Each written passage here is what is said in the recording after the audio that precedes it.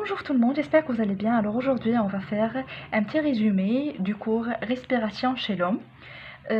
Avant de commencer, بغيت غير نقول لكم donc il a كنت نسيت une partie ولا شي حاجه ما درتهاش لكم parce que je sais بلي la différence des manuels ou chaque prof كيدير لكم des parties نقدر نكون ما درتهمش في le cours, donc n'hésitez pas de le mentionner في les commentaires. Donc bien sûr il نسيت شي parties ولا ما فهمتوش شي حاجه في le cours. Alors غادي نشوفوا دابا le résumé de tout ce qu'on a vu في هذا le chapitre. Donc tout d'abord غادي نبداو le mécanisme des échanges gazeux respiratoires au niveau des poumons.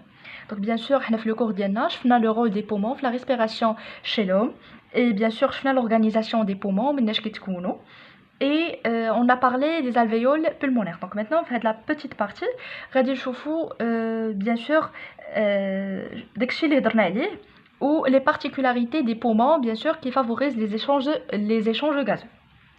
Donc la finesse de la paroi des capillaires et des alvéoles pulmonaires, la grande surface d'échange et l'importante irrigation sanguine des parois des alvéoles pulmonaires permettent les échanges entre le sang et l'air contenu dans les alvéoles pulmonaires.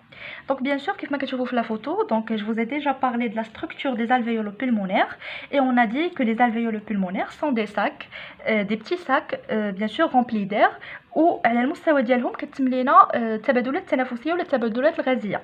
دونك كاين بزاف ديال لي بروبريتي عند هاد لي alvéoles pulmonaires اللي كيعطيهم لا particularité de réaliser ces échanges.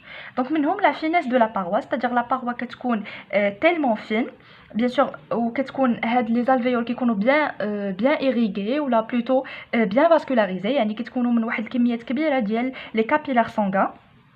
سي بون وكتكون فيه وكيشكلوا لينا واحد لا غراند سيرفاس ديشونج, يعني واحد المساحه كبيره ديال التبادلات التنفسيه.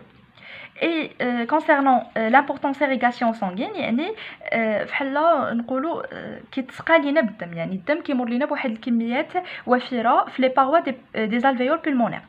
دونك toutes ces caractéristiques là كيعاونونا باش يتم لينا عمليه التبادل التنفسي ولا الغازي ما بين الدم و l'air. C'est bon? Donc ces échanges sont possibles grâce à la différence de la pression partielle du dioxygène et du dioxyde de carbone entre le sang et l'air de l'alvéole pulmonaire. Donc كما كتشوفوا في la photo, donc le mécanisme de pression كنا déjà هضرنا على la pression et le rôle ديالها في هاد les échanges gazeux, et on a dit que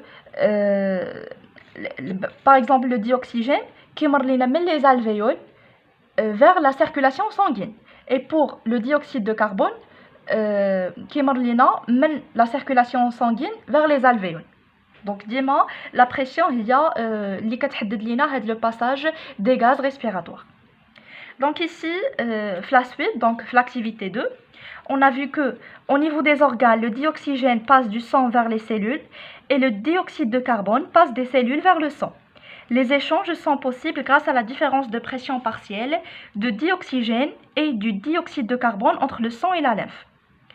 Donc, كنا شفنا le passage ديال هذوك les gaz respiratoires في les organes.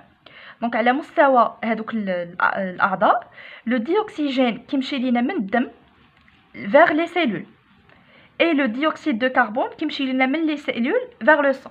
Donc إلا عقلتو كنا شفنا باللي الدم اللي كيمشي لينا الأعضاء, donc il est pauvre en dioxygène et riche en dioxyde de carbone. Donc voilà ce qui explique هذيك les observations اللي كنا شفنا déjà.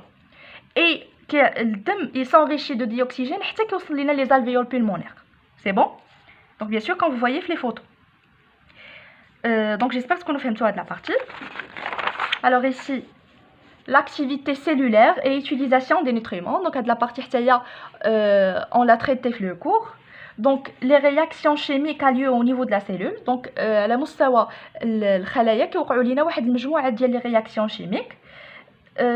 Bien sûr هاد les réactions كيكونوا ما بين le dioxygène et le glucose, ce qu'on a appelé la respiration cellulaire.